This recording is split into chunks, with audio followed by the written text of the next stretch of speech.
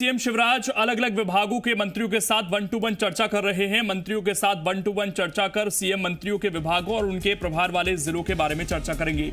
CM ने cabinet बैठक में सभी मंत्रियों को अपने टारगेट सेट करने के निर्देश दिए हैं। सीएम ने कहा कि सभी मंत्री जुलाई में अपने विभाग को अच्छे से देख लें, अपने अपने टारगेट सेट करें। अगस्त में वो सभी मंत्रियों के साथ उनके विभागों की समीक्षा करेंगे। सीएम शिवराज ने सभी मंत्रियों से उनके मंत्रालय से जुड़ा आत्मनिर्भर एमपी का प्लान भी मांगा है। 15 अगस्त को सीएम शिवराज आत्मनिर्भर एमपी के प्लान की घोषणा भी करेंगे।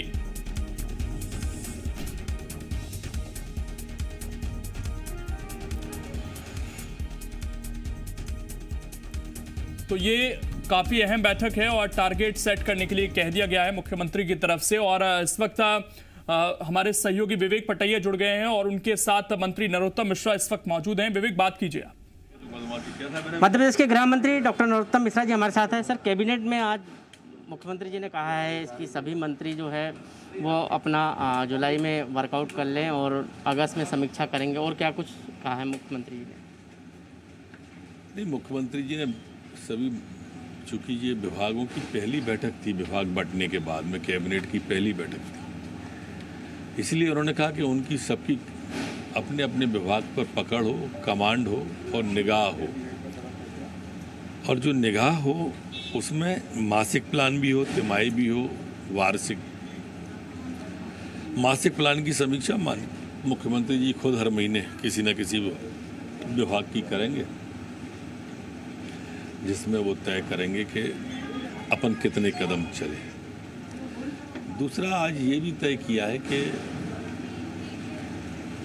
कोविड काल है, ये कोरोना काल है, और कोरोना काल में जो 15 अगस्त का बड़ा उत्सव होता है, इसकी तैयारियां अभी से हो जाती हैं, परेड की, और बच्चों के स्कूल में फंक्शन चालू हो जाते हैं। हर प्रभारी मंत्री अपने ज़िले में जाके करता है और तहसीलों तक में जनप्रतिनिधि करते हैं।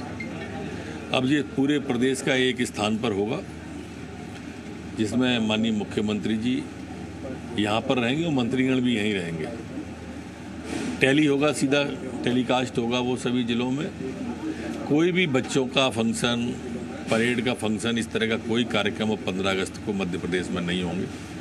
सभी प्रभारी मंत्री और मंत्री एक ही जगह पर रहेंगे, मुख्यमंत्री यहाँ संबोधित करेंगे। एक अन्य विषय की चर्चा करते हुए उन्होंने, जो हमारा अभियान चल रहा है गुंडों के खिलाफ, बदमाशों के खिलाफ, असामाजिक लोगों के खिलाफ, अपराधियों के खिलाफ, उसी कड़ी में हमने उज्जैन की घटना को भी जोड़ा है, जो सब इंस्पेक्टर एक्साइज के हैं, जिसने बच्ची के साथ में ऐसा किया है, उसे बर्खास्त सेवाओं से करने का तय किया। आज कैबिनेट की बैठक में तय किया है, गांव का जो हमारा गांव के अंदर रहने वाला निवासी है, किसान है, हमारा गरीब है, बरसों से और पीढ़ियों से वो गांव में रह रहे हैं, पर उनका घर उनके नाम नहीं है। अपने आप में अजीब हास्यास्पद स्थिति है। अब तय किया है कि सर्वे करा के हर किसान अपने घर का मालिक बन जाएगा, उसे कागज़ दिए जाएंगे, जिससे मान लो उसे बैंक से कर्जा लेना है, लोन लेना है, उसे ज़रूरत है किसी चीज़ की, तो उसके पास कागज़ तो हो, उसे वो कागज़ दिया जाएगा। आज हमारे जो कोरोना योद्धा में राशि मध्य प्रदेश में थी बीमा वाली, केंद्र ने तय किया था कि वो बीमा किया जाएगा, पर हमारी सरकार ने, मुख्यमंत्री ने 2 कदम आगे बढ़कर तय किया था कि हम 50-50 लाख रुपया उनको देंगे, जो सेवा करते हुए साहसी कर्मचारी कोरोना योद्धा सम्मान के लिए होंगे। ऐसे 20 लोगों को 50-50 लाख रुपया, अभी तक 10 करोड़ राशि दी जा चुकी है। इन्हीं कोरोना योद्धाओं में हमारे 2 जो अधिकारी हुए थे, वीर गति को प्राप्त हो गए थे, उनकी बेटी जो थी उसको उज्जैन, उसको भी अनुकंपा नियुक्ति आज कोरोना योद्धाओं में के उसमें दी गई है। और इंदौर के अंदर भी जो नंदवंशी जी थे, उनको भी आज कैबिनेट के द्वारा मंजूर करके उनको सेवा में नियुक्ति दी गई है। ये दिवंगत निरीक्षक यशवंत पाल की पुत्री थी, उसका नाम फागुनी पाल था। उसके अनुकंपा नियुक्ति को कैबिनेट ने मंजूरी दी है। और श्रीमती सुषमा चंद्रवंशी स्वर्गीय निरीक्षक देवेंद्र कुमार चंद्रवंशी की पत्नी को भी उसमें सेवा नियुक्ति आज कैबिनेट के द्वारा दी गई है। आज कैबिनेट के द्वारा और अनेक निर्णय लिए गए, जिसमें खास करके हमारे जो कोविड काल के अंदर रोजगारों को ध्यान में रख के जो अभी तक 100 करोड़ तक का मेगा इकाई होती थी उसे मेगा इकाई माना जाता था, आज तय किया है कि उस इकाई को 25 करोड़ तक की इकाई को मेगा इकाई माने और जिससे रोजगार मिले। और इसमें अभी तक 6 बहुत ज़्यादा थी, फूड प्रोसेसिंग, बायो, हर्बल, लघु वन उपज, पर्यटन, IT। इसमें बुनकरों को भी जोड़ा है जिससे गांव के अंदर रोजगार हमारे उन गरीब लोगों को मिल सके। आज जो नगरीय निकायों में कार्यरत हमारे सफाई कर्मचारी थे उनका भी समूह बीमा का सोचा है कि 10,000 अभी तक 50,000 रुपये उनकी सामान्य मृत्यु पर मिलते थे और 1 लाख रुपया वैसे, अब 50,000 को बढ़ाकर 1 लाख और 1 लाख को बढ़ाकर 2 लाख करने का उस योजना में तय किया है।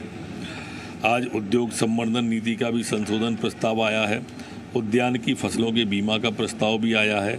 आज प्रधानमंत्री स्वनिधि योजना में जो 10,000 का ऋण उपलब्ध कराना और ब्याज देना जो हमारे हॉकर्स हैं उनके बारे में भी प्रस्ताव आया है। गांव के अंदर, नगर पालिका के अंदर जो हॉकर्स आते हैं वो उन सबको भी अब 10,000 रुपया देने का ये अपने आप में एक अनूठा प्रस्ताव है।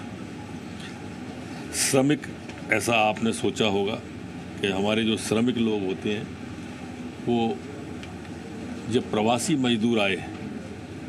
मजदूर आए तो ये मध्य प्रदेश एकमात्र ऐसा प्रदेश था जिसने अपने प्रदेश में किसी प्रवासी मजदूर को पैदल नहीं चलने दिया। ये मध्य प्रदेश ऐसा प्रदेश था जिसने किसी भी अपने प्रवासी मजदूर को भूखा नहीं रहने दिया। ये मध्य प्रदेश ऐसा प्रदेश था जिसने अपने प्रवासी मजदूर को नंगे पैर नहीं चलने दिया। इन प्रवासी मजदूरों में कई टेक्निकल हैंड भी थे और इसलिए आज तय किया है कि इन प्रवासी मजदूरों के रोजगार की दृष्टि से एक आयोग का गठन किया जाए। ये आयोग में एक अध्यक्ष होगा और 2 सदस्य होंगे और कर्मचारियों की नियुक्ति का भी प्रस्ताव आज मंजूर किया है। सर, खरगोन में एक घटना घटी है कि परिवार के 2 लोगों ने आत्महत्या कर ली। बताया जा रहा है कि लॉकडाउन में रोजगार नहीं मिला उनको, इसलिए ये घटना घटी। हमारे रोजगार आज भी सभी जगह पर चालू है और इस संबंध में आपने अभी मुझे जानकारी दी है, मैं और जानकारी कलेक्टर से बात करके लेता हूँ।